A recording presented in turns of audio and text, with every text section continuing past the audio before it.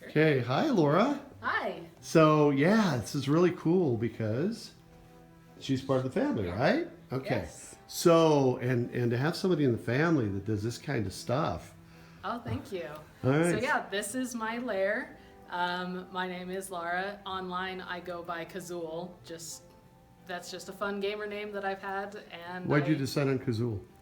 It was a long time ago from a book called Talking with Dragons. Nice. There's a dragon character. She was the king of the dragons because king is king no matter what gender. So I thought like king of the dragons, Kazul, that's super cool. And I've used it since like elementary school.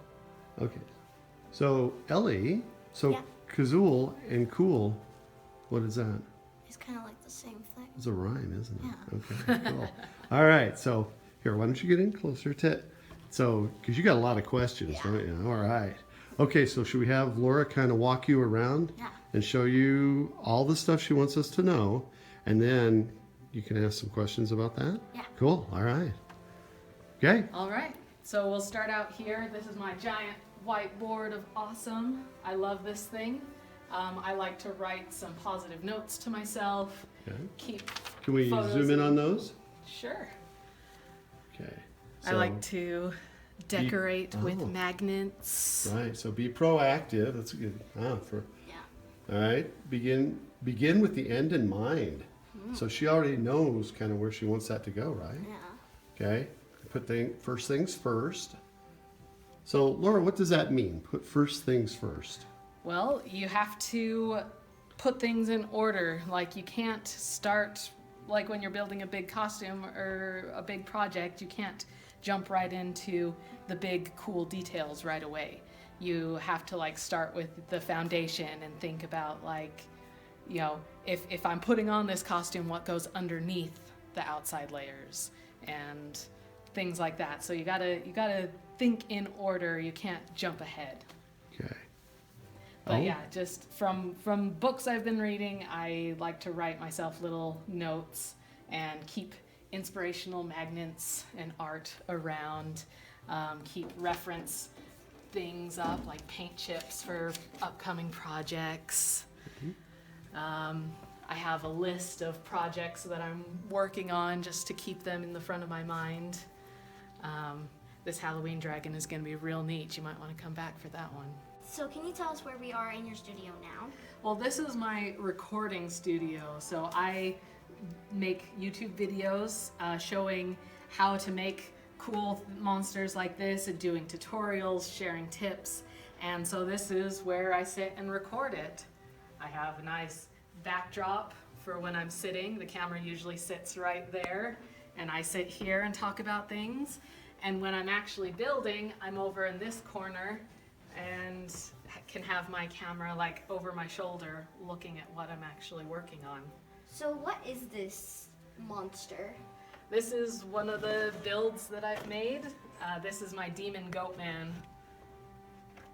So this I made for my husband to wear, and I wanted it to be as lightweight and comfortable as possible. So I want you to feel how lightweight this horn is. That's pretty light. That it weighs like less than a loaf of bread, right? Probably weighs less than a leaf. It's pretty light. So it's light enough to be held on just with magnets. So it kind of looks like a Star Wars like demon, like goats. Almost, yeah. So this one, it has like the body of a man, but the head of a goat, and he's a spellcaster. So imagine him summoning crazy winds and spells and lightning to attack you. So he has like the old look and the jewelry.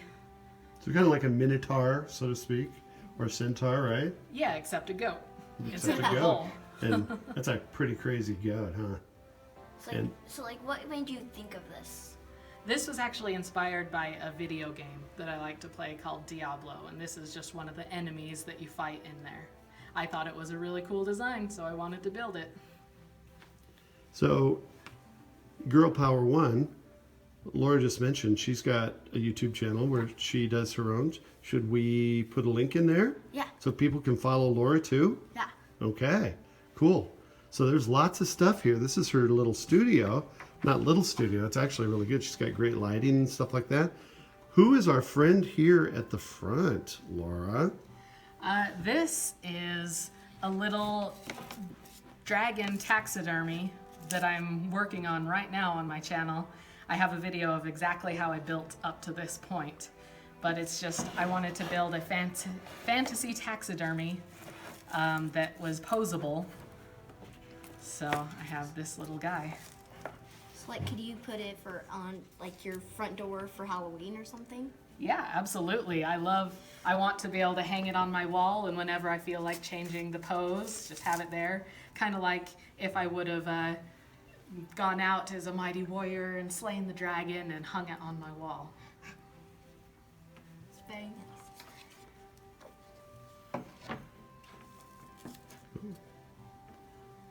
Okay, so Sorry. I wear them in my videos, so when I want it to kind of be like it's like a tagline, except a visual tagline, you know? So when I'm working and you can't see me, and you're just seeing my hands, you still see these and know that it's me. just rather than just the skin and stuff like that, that Yeah, it's you. so it's a very unique thing, and I think it looks like bad A, so. Yeah, well, and I was going to say too, because it's in keeping with this kind of fantasy realm that you work in, right? Yeah, and that's something that I love personally, so I like to embody that. Now look at this. So I'm curious. This is GPAW, and I'm curious as to, are these ratios that you're working with and stuff like that? Yeah, this is a math formula that I used. I started with a miniature model like this. Is that modeling clay? It's an oil clay, so it won't Oil clay. dry out. But I started with this and put pieces of tape on it and cut them off, and then scaled that up to get this head shape. Does he have a name, by the way? Not yet. You can help me name him if you want. So Maybe Cosplay Junior. Cosplay Junior. So it's just like a technique I use to speed up, so I can quickly, in a tiny piece of clay, figure out what shapes I want, and then just blow that up, and then I have the full thing without wasting materials and time. So can you make that clay, like the oil clay? I buy it, and when we get over to another part of my room, you can see where all my clay is. But yeah, I still use math after school to blow things up in my work. I also use a lot of math when I'm figuring out prices for my store and stuff, so there's some practical application. Yeah. Cool. And what are these things? Because you're learning this, aren't you? Yeah. What are those? Fractions. Those are fractions, aren't they? Yes. Yes. And ratios. Fractions are ratios as well, right? Mm-hmm. Cool. All right. Okay. Right here, I have this little sewing area. I have actually collected a lot of sewing machines and sergers over the years. But anything I need to sew, and you're probably wondering who this is. Yeah. This is Hogger. He's my special boy. I actually won a very big contest after I made him. So like, are there any controls that you move the animals with? It's mostly just with my body. So a lot of the things we do is acting inside the costume. And that is just another layer. Like this outside layer, to make it look realistic, is one component. But when you add in the next one of acting like the creature in it, it just adds another layer of realism inside of it. So, for example, this is one of my costumes that I have the most fun playing. This is just the head. Imagine a big feathery cowl that goes over my head. But since it's a bird creature, I'll show you. I have it like this, you know. I like to do a lot of twitchy movements like a bird would do. So if you watch birds in real life, they're always like looking like this, sharp.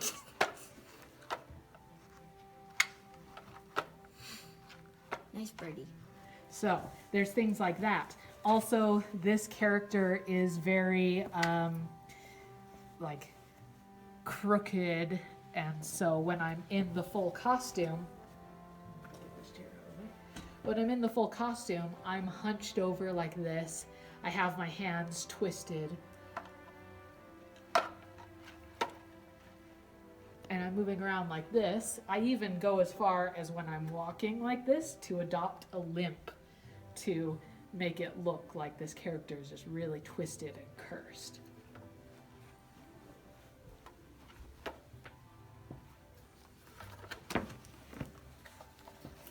That's just cool. So, if you were to look at this werewolf, what would you think that he would behave like? Maybe like really crazy. Crazy is one. So this character is actually unique because he's a werewolf, but he's also the king of this kingdom.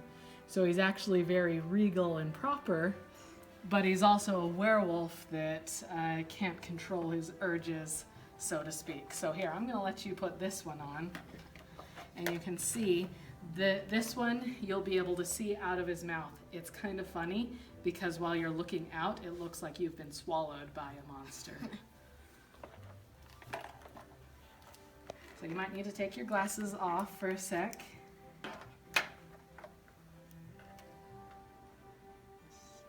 Okay, there. Can you see out of those holes? Yeah. There we go. It might, yeah. So go ahead and look around. Now you can throw your head back and howl at the moon. Great job. What would your body do? What do you think your body would be doing in the full costume? Imagine you have big claws on your hands. Muscles and So hold your hands out like you have big claws ready to attack. Great. I want liver. So look, you can kind of see like how the eyeballs are put into the all costume. the insides, huh? Yeah. Very cool stuff. Wow. Yeah, lots of intricate stuff. Look, there's All some right. cut marks. Are we ready for some interview questions? Yes. So I wanted to ask you a few questions, and one of them is, do you live in Utah or did you come from Utah? I grew up here. So I grew up in Salt Lake Valley and went to school down at BYU in Utah Valley, and now I live north of Salt Lake. So what made you think of doing animal building, monster building? So I've always loved animals. Like ever since I was a child, I've loved animals. Wanted to keep my own little zoo, and once when I was pretty young, maybe like 13, I saw some people building animal costumes on the internet, and I just thought that was the coolest thing in the world. So I decided to try building one myself, and then I never stopped. So do you have any favorite costumes that you built? I would say Hogger is one of my favorites just because he was so special, and being able to win that big contest that was my goal for so long that, yeah, he's my favorite. Spy, you have any questions? Oh, I have lots of questions. Are you done with your questions, or Girl Power One? I'll let you. You'll let me have a few? Yeah. Okay. All right. So, because we haven't even talked about what she's done with animation, have we? No. Okay. So, I did have a couple of more questions about what you do in this regard, because you mentioned you've got Cosplay here, the company and stuff like that you can get on Etsy, Yes. right? Okay, so now you have been, and people know your work internationally Yeah. from around the world. So tell us a little bit about that. Well, that's the great thing about the internet, right? Is that it connects us with people that we would never be able to meet in regular circumstances in just the day-to-day life.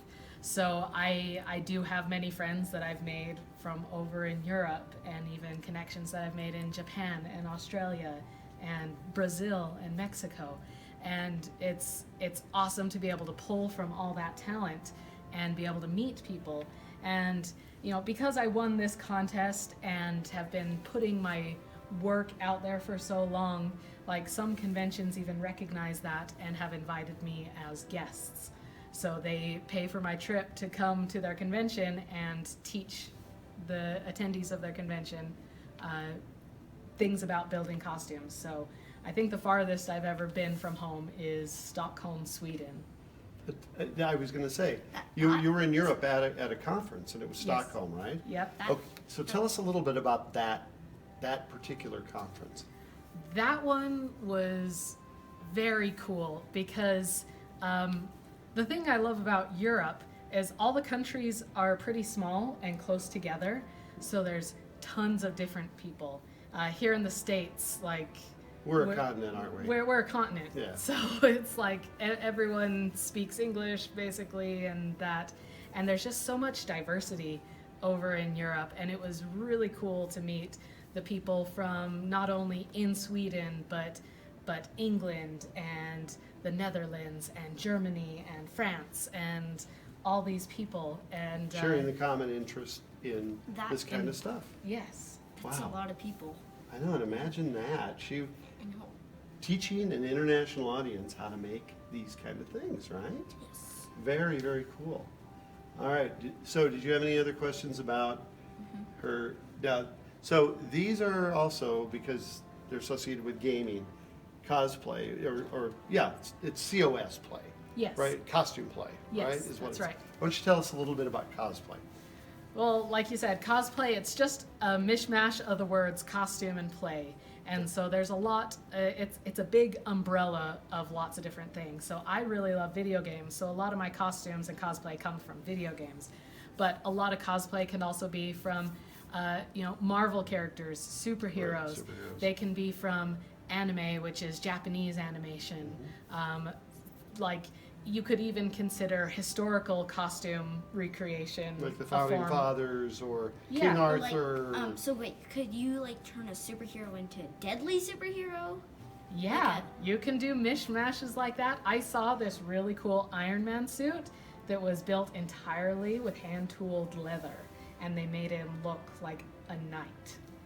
Oh my gosh. I know. So Imagine that that. you can have fun with these characters that you love and make them into these other cool designs. I think, Ellie, at Girl Power One, that the only thing that would stop you is someone's lack of imagination. Because this seems like if you can envision it, it's like when we were watching Dream Givers, Yes. right? If you can envision it, or what was your favorite? So we're going to talk about Laura's working with animation too. So remember, what was your favorite part of Estefan?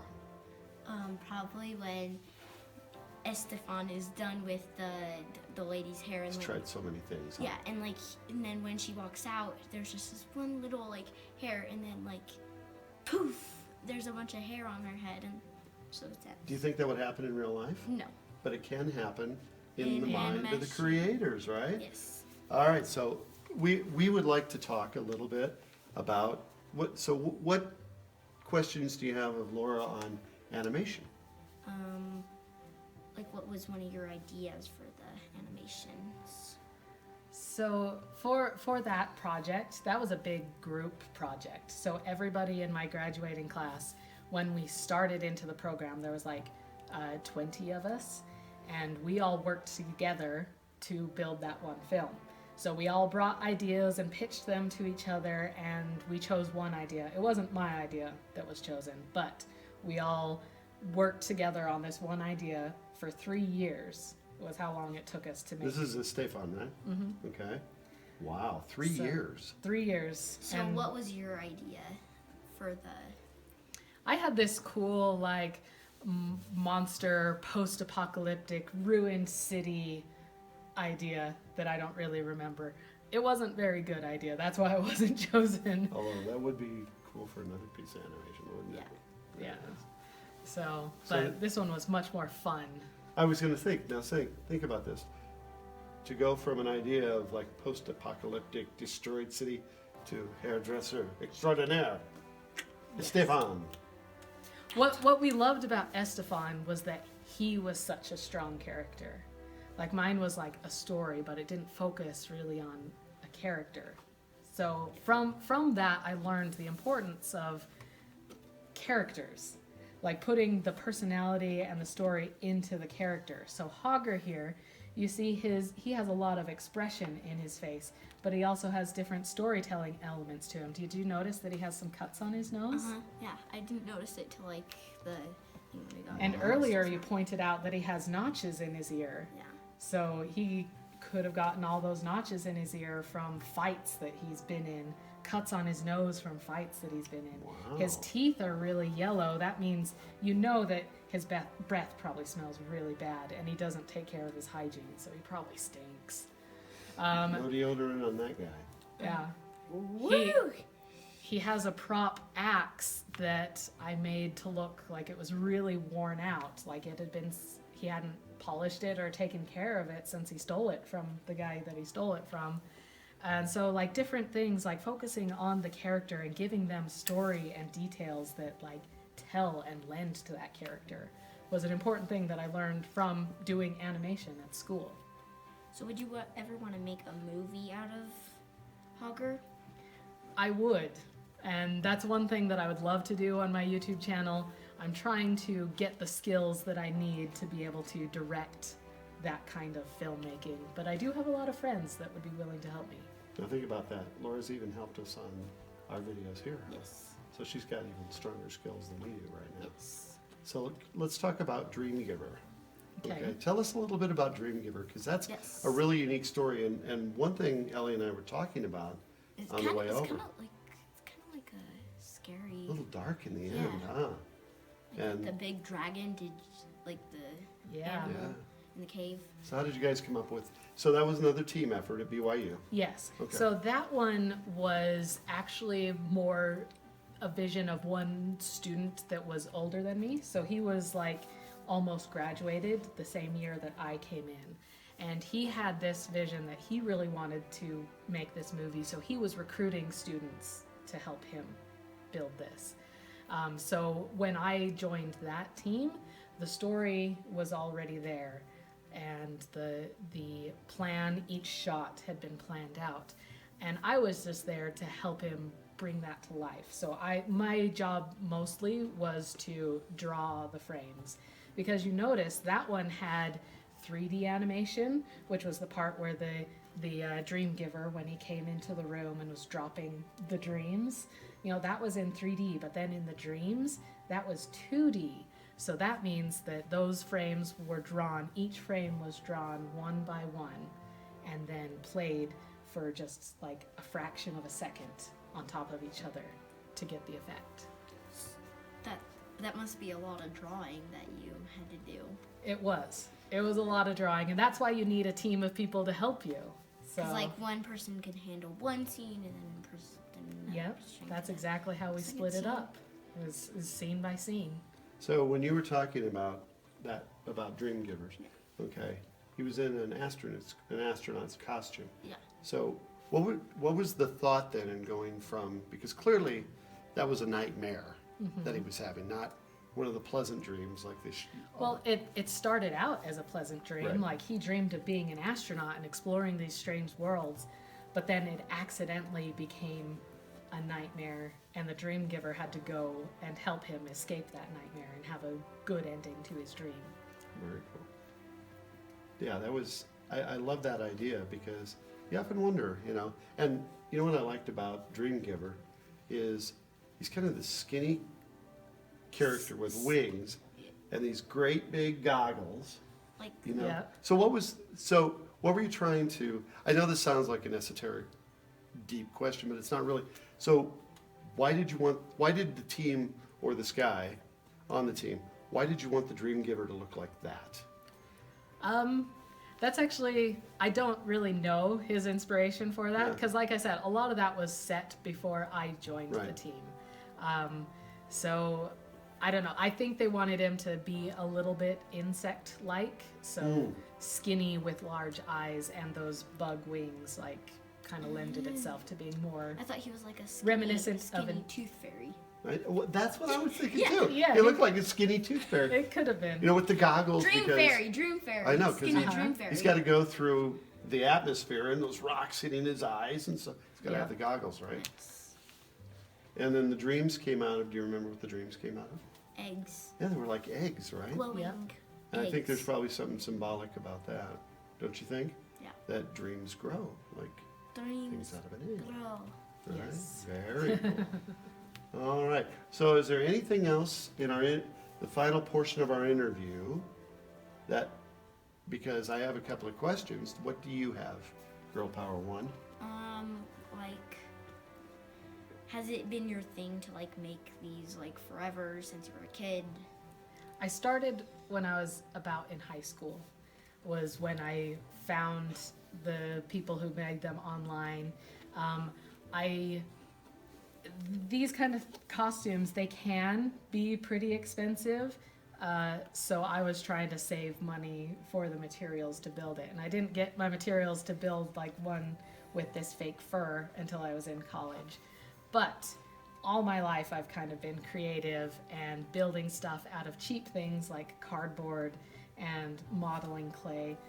My mom teases me all the time because everywhere I went I had like a little lump of clay that I would be sculpting into little dragons and squishing down and sculpting into something else.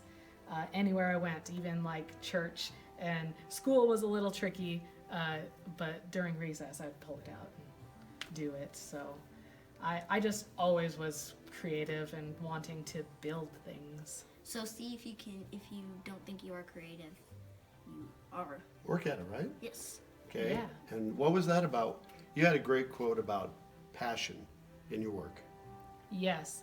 So passion is really important, and there's that famous line that if you do what you love, you'll never work a day in your life, which it's great, and it is true. My passion carries me through a lot of stuff. That is not to say that there are some days where it's hard, where it is pretty tedious work, but your passion usually can help carry you through those. So there is a lot of work, but passion, like if you're doing something that you love, it makes it a little easier. Yeah, because people, so as you get older, people will start telling you what they think that you ought to be doing for work and But for a really- living. But Listen to your heart. See, there's so many, there's so many opportunities in the world, yeah, like, just because